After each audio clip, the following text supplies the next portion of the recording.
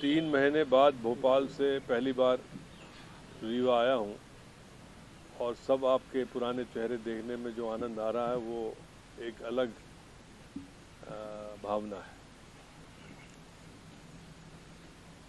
आजकल 2 मुद्दे बड़े ज्वलंत थे, 3। एक तो सभी से परिचित है, कोरोना की क्या हालत पूरे देश में हो गई है और उसका असर अपनी अर्थव्यवस्था में, सामाजिक जीवन में, आपस के जीवन में, भाईचारे में, सभी चीज़ों का असर उसका पड़ा है।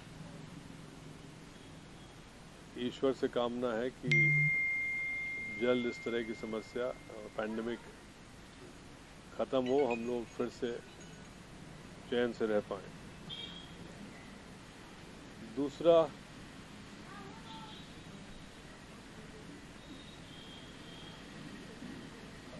कुछ दिन पहले तक जो व्यक्ति छाती ठोकते थे 56 इंच की, इतना बड़ा चीन का घुसपैठ हिंदुस्तान की धरती में हुआ,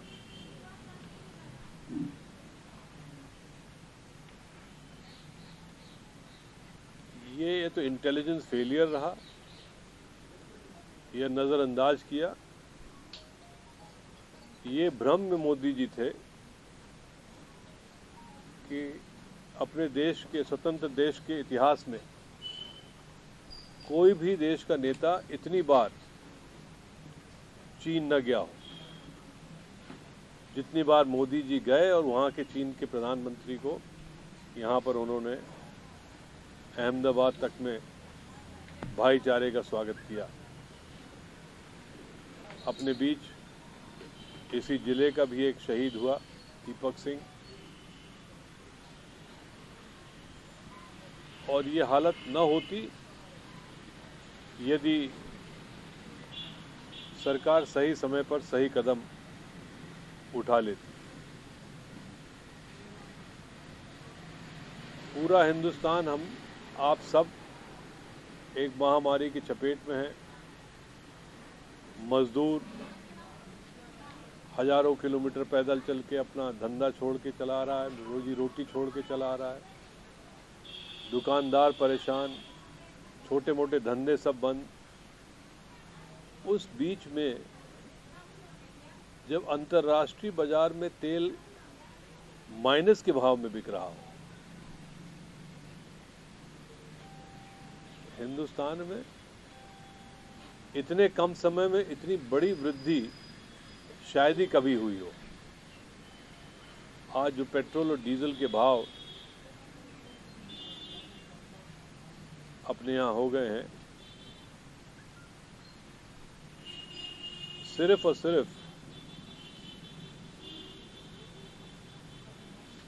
हिंदुस्तानी में इतना बढ़ोतरी हुई है और देशों में घटाया गया है क्योंकि कच्चा माल सस्ता हो गया। लेकिन दुर्भाग्य है कि अपने देश में इस तरह की वृद्धि की गई और इसके लिए कांग्रेस पार्टी ने आह्वान किया ही है। लेकिन आम जनता भी इस बात को उठाना चाहिए कि सबसे, मोटरसाइकिल से लेके बड़ी गाड़ी वाला, ट्रक वाला, सभी परेशान है। जहां अर्थव्यवस्था चौपट हो रही हो, आमदनी हम सब की कम हो गई हो, चाहे वो गरीब हो चाहे अमीर हो, सब इस चपेट में है। इस समय इतना और बोझ लादना ये कतई उचित नहीं है। बाकी राजनीतिक रूप से प्रदेश में पहली बार इतनी बड़ी संख्या में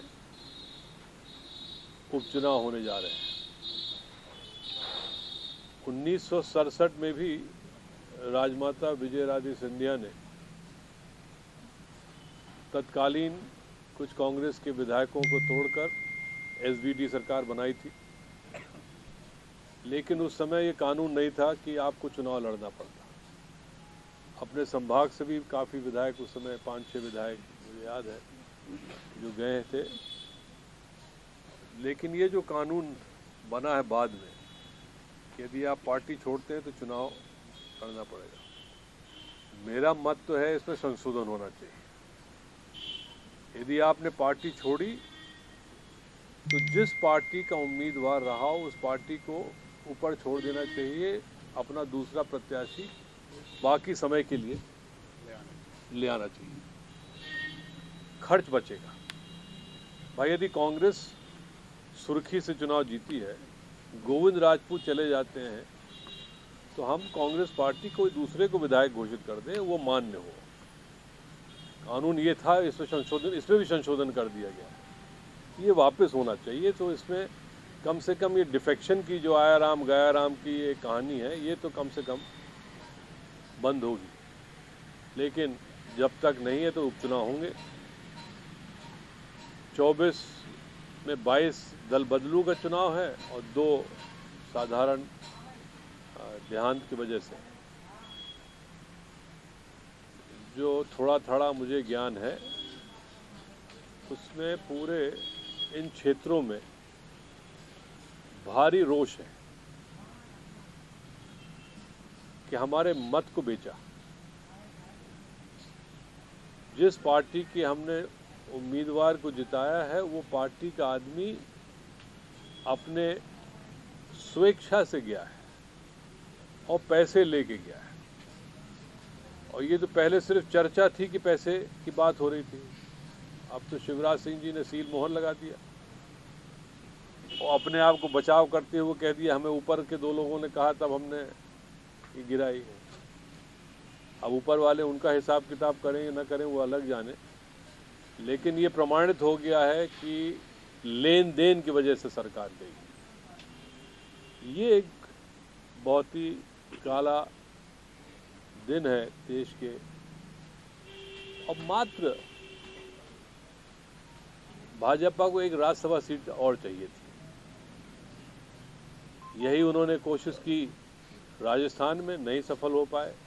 यही कोशिश की गुजरात में जहां 2 विधायक को ले लिए। और हर कांग्रेस की जहां जहां लोकसभा का चुनाव हो रहा था उन्होंने पूरी कोशिश की कि हमारा पूर्ण बहुमत राज्यसभा में मिल जाए। तो ये घटिया कृत्य उन्होंने किया। लेकिन जनता आज बहुत समझदार है। मैं पिछले 1-1.25 महीने से हर विधानसभा के बैठक में रहा हूँ जहाँ चुनाव हो रहे हैं, होने वाले हैं, और जो वहाँ से फीडबैक मिल रहा है, अधिकांश विधायक तो अपने क्षेत्र में सही तरीके से जा नहीं पा रहे हैं। एक आध लोग तो पिट भी गए गोयल जी ग्वालियर में। और बहुतों का हालत ये है कि बाएं दाएं से खबर ले रहे हैं लेकिन क्षेत्र में उतर नहीं रहे हैं। चुनाव निष्पक्ष हो, कोई हेरा फेरी ना हो। जिस तरह हेरा फेरी के शिकार हम विंध्य प्रदेश वाले रहे हैं पिछले चुनाव में, तो मेरे ख्याल से काफ़ी बड़ी संख्या में कांग्रेस के उम्मीदवार चुनाव जीतेंगे। चुनाव समय पर हो, क्योंकि उसकी भी कोशिश अब होगी कि और आगे बढ़ाते जाए। साधारण रूप से सितंबर महीने के अंत तक चुनाव 6 महीने के अंदर होना चाहिए। और जितना लंबा खींचेंगे तो सरकार का दबाव, हर तरह की राजनीति होगी। लेकिन जल्दी चुनाव हो तो कांग्रेस को बहुत फायदा मिलेगा।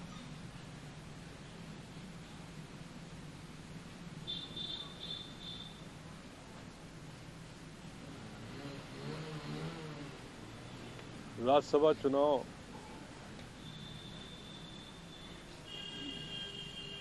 हाल में हुए। बरैया जी को जब उम्मीदवार बनाया गया था तब ये 22 विधायक गए नहीं थे, और हमें कांग्रेस को पूरी उम्मीद थी कि दोनों दिग्विजय सिंह जी और बरैया दोनों चुनाव जीतेंगे। 22 चले गए तो संख्या घट गई, उधर संख्या बढ़ी रही। तो जो एक आरोप लगाया जाता है कि बरैया को सिर्फ वैसे दिखाने के लड़ाया गया है, यदि न गए होते तो आज बरैया भी सांसद होते, दिग्विजय सिंह जी भी सांसद होते। बहरहाल वो तो बात हो गई, आगे आप लोग पूछना चाहें। राज्यसभा चुनाव से कुछ दिन पहले सपा बसपा के और दलीय सेना की वगैरह बैठक, तो क्या आप संभावनाएं मानते हैं कि अगर जरूरत पड़ी उस चुनाव के बाद से आपके साथ खड़े होंगे या फिर पूरी तरह से नहीं? देखिए, कोई पूरी तरह से ये लोग नहीं गए, ये तो मनमौजी मर्जी वाले हैं। जब तक सरकार थी तब यही लोग इधर थे, सरकार दूसरी की बन गई तो वहाँ खड़े हैं, जहाँ आवश्यकता होगी वहाँ जाएंगे मेरे ख्याल से। कमलनाथ को लेकर स्टार्टिंग से, क्योंकि विधानसभा चुनाव कांग्रेस जीती, पार्टी वर्कर के कारण जीती, आप लोगों की रिपोर्ट काम कर रही थी। एक टर्म दी गई मैनेजमेंट, सरकार गिरने के पहले तमाम कवायतें हुई। आज कमलनाथ जी एक नई स्ट्रेटजी के साथ, कल स्ट्रेटजी के साथ, और स्ट्रेटजी ये रही कि इस्तीफा सौंप दिया लास्ट उसमें। ये जो फेलियर था, उनका जाना, असंतुष्ट होना, सिंधिया की नाराजगी, ये कहीं ना कहीं ये पूरी अप्रोच तो आती है कमलनाथ पर भी, क्योंकि आप प्रदेश अध्यक्ष थे, मुख्यमंत्री थे, क्यों बैलेंस नहीं कर पाए? और संख्या बल जो था वो इतना कमजोर तो नहीं था, आपने सरकार बनाई थी, निर्दलीय और बाकी सबका समर्थन था। पार्टी वर्कर की क्या कंडीशन हुई ये आप लोग ज़्यादा बेहतर बता सकते हैं, क्योंकि जो आक्रोश देखा गया सरकार बनने के बाद, काम नहीं होना, तरह तरह की बातें हुई। आपने भी कई बार ओपनली बोला है कि सुनवाई की बात जहाँ होती है, तो ये तो एक तरह से फेलियर वहाँ पर पीसीसी चीफ और मुख्यमंत्री का भी रहा। देखिए, इसको एक बिंदु पर न केंद्रित हो कि फेलियर रहा। कोई चीज घटना पर बहुत सारे फैक्टर्स होते हैं। सिंधिया जी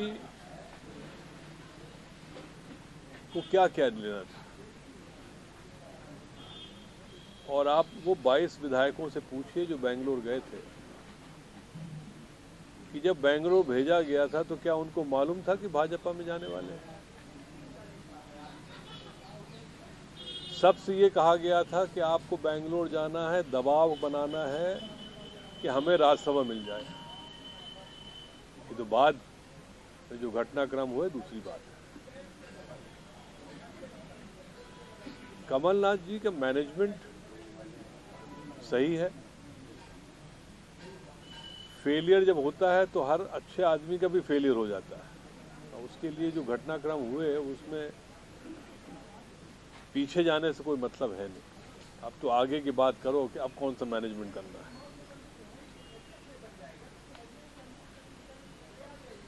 पीछे आप पन्ने खोलने लगेंगे तो बहुत सारी चीज़ें ऐसी आएंगी जो आज मतलब नहीं है। इससे अच्छा फ्रंट फुट में खेलो, बैक फुट मत जाओ। सवाल का जवाब उचित नहीं है। अब जो सवाल का जवाब आप चाहते हैं वो पता नहीं कौन सा है, मेरे तरफ से जो उचित है वो दे दिया हमने। पार्टी में भी गतिरोध है, पार्टी में भी जो सदस्य हैं उनके बीच ऐसा तो नहीं है। एक टिकट को लेकर आपने जहां मना किया तो संभाग के एक नेता ने कहा कि दिया जाना चाहिए चौधरी राकेश सिंह त्रिवेदी वाला। नहीं, हमने मना किया मतलब? आपने कहा कि ऐसे लोग जो दूसरी पार्टी में चले गए थे, फिर आए, हमें उनको टिकट नहीं देना चाहिए। नहीं, मैंने इसलिए नहीं कहा था। उसका दूसरा कारण मैंने जो नहीं कहा, विधानसभा में उनने धोखा दिया, उसके लिए मैंने नहीं कहा कि उनको न दिया जाए। 2018 में भाजपा से चुनाव लड़े, तीसरे स्थान पर रहे, उसके लिए भी नहीं कहा मैंने। 2019 के लोकसभा चुनाव में कांग्रेस के सदस्य नहीं थे राकेश चौधरी, अचानक सिंधिया जी की आम सभा में पहुंचते हैं जहां पर वो फॉर्म भर रहे थे शिवपुरी जी, और उस दिन वो कहते हैं, उनको भाषण देने को बुलाया गया, उनका भाषण सुन लीजिए, किसी के पास हो। ऊपर भगवान है और नीचे सिंधिया जी हैं, जीवन भर सिंधिया का गुलाम रहूंगा। तो जब सिंधिया ही चले गए भाजपा में, तो ऐसे गुलामों की आवश्यकता क्या है? अब आप बताइए, आप हमारा उचित है कि नहीं उचित? देखिए, कांग्रेस को धोखा दिया उसकी छोड़ दीजिए, भाजपा से लड़े उसकी बात नहीं। यदि कोई ऐसा कोई कांग्रेस का आदमी जो भाजपा में चला गया हो वापस आना चाहता है, उसकी घर वापसी, उसके लिए वो नहीं है। लेकिन सिंधिया जी को जो सार्वजनिक लाख लोगों के बीच में कह चुका हो कि मैं जीवन भर गुलामी करूंगा, वही गुलाम मालिक जो थे वो चले गए दूसरे पाले में, तो कहे कि गुलामी करूंगा, वहां जाओ करो गुलामी। देखिए, हमारे साथ क्या करें, दुर्भाग्य है, कुछ भी बोल दो तो कंट्रोवर्सी आप खड़ी कर ही दोगे, इसी में कर दोगे। पिछले दिनों लॉकडाउन के दौरान विधायक सतना के ऊपर एक मुकदमा वो किया गया, यहाँ पूर्व विधायक भूपेंद्र सिंह बन्ना के ऊपर वो किया गया। ये जो पूरा अप्रोच था गवर्नमेंट का उस ड्यूरेशन में, कोरोना पीरियड में, इस तरह से अप्रोच, इसको किस तरह से देखते हैं? बिल्कुल गलत है। हम लोग राजनीतिक व्यक्ति हैं, धरना प्रदर्शन आंदोलन करना हमारा दायित्व है, और यदि उसको भी आप दबाने की कोशिश करें तो भाई सीधे कह दो ना कि डेमोक्रेसी नहीं है, अब फासिस्टवादी वो हो गए हम लोग, उस तरह से बिहेव करेंगे, नहीं जाएंगे भाई सड़क में। उसके लिए हमने विरोध किया। वो प्रदर्शन भी नहीं था, इन्होंने अनुमति लेके टाइम लेके कलेक्टर से गए, कलेक्टर ने इन्हें टाइम दिया। अरे हम मानते प्रदर्शन भी हो, आप हमें किसी धारा से कोई बात करो, बता दो कि नहीं गलत हो रहा है, और कोई राजनीतिक व्यक्ति को इस तरह से मुंह बंद करना उचित नहीं। रीवा में पिछले दिनों एक इंसिडेंट, एक घटनाक्रम हुआ, एक स्ट्रक्चर गिरा नगर निगम का, जहाँ पर मौत हुई। अपोजिशन से बड़ा एक्सपेक्टेशन रहती है कि बहुत ज़्यादा आगे आके इस चीज़ पे कुछ फोर्स ऑफ एक्शन दिखाएंगे, अब तक कोई कार्रवाई नहीं हुई है। रीवा का इंसिडेंट है, और ऐसा लगता है इसको अब सब कहने भी लगे हैं कि जैसे ही गवर्नमेंट गई है तो अब विपक्ष में आने पर वो जो दायित्व है वो कांग्रेस को निभाने चाहिए, लेकिन शायद लॉकडाउन भी एक वजह रहा, लेकिन अब पब्लिक के जो इश्यूज हैं उनको उठाना पड़ेगा। देखिए, लॉकडाउन हो या न लॉकडाउन हो, जनता की आवाज़ उठाना हमारा फर्ज है, और जो ना उठाएगा, नहीं करेगा काम, उसको जनता भी घर किनारे बैठा देगी, फिर लॉकडाउन ही पूछेगी। चलो साहब, बहुत बहुत धन्यवाद। लीडरशिप अभी जिस कंडीशन में है, हमेशा से चेंजेस की बात हो रही थी, सरकार बनने के बाद चेंजेस की बात हो रही थी कि ऑर्गेनाइजेशन में वर्किंग होनी चाहिए। हाँ। अब तक नहीं हो पाया उस हिसाब से, पीसीसी भी नहीं चेंज हो पाया, वही बॉडी के साथ काम कर रहे थे। अब जब अपोजिशन में है, उपचुनाव है, तो क्या ये माना जाए कि विंध्य में एक नई स्ट्रेटेजी के साथ कांग्रेस काम करे, क्योंकि यहाँ पर रिजल्ट तो सामने हैं। देखिए, हमारा फोकस फिलहाल कांग्रेस का 24 उपचुनाव है, न विंध्य न मालवा, कोई बात नहीं। एक लक्ष्य है 24 सीट का चुनाव। भाजपा सोचो आप क्या कर रही है, मंत्रिमंडल विस्तार नहीं कर पा रही। अब देखिए, जो कुछ गोपनीय है वो मैं खुलासा नहीं करना चाहता, पर्याप्त मात्रा में है। सुर्खी की बदनावर चर्चा हो रही बार बार। ये आप लोग की उपज है कि हमें इतना लायक समझते हो कि दो दो जगह से नाम, वैसे आपकी जानकारी के लिए 2 जगह नहीं है, करीब 6 जगह से है हमारा नाम। मतलब ये संभावना है कि आप चुनाव, सुर्खी, बदनावर, ग्वालियर, पूर्व ग्वालियर, डिमनी, बमोरी, 6 हो गए, एक आध और है, सुहासरा, हाँ 7 सीट है। लेकिन नहीं, कोई सीरियस नोट, मेरा व्यक्तिगत इच्छा सिर्फ चुनाव प्रचार करने के लिए है, और प्राथमिकता में वो 16 सीट जो ग्वालियर चंबल, चुनाव लड़ने वाला नहीं। आपको इच्छा हो लड़ने की बताओ।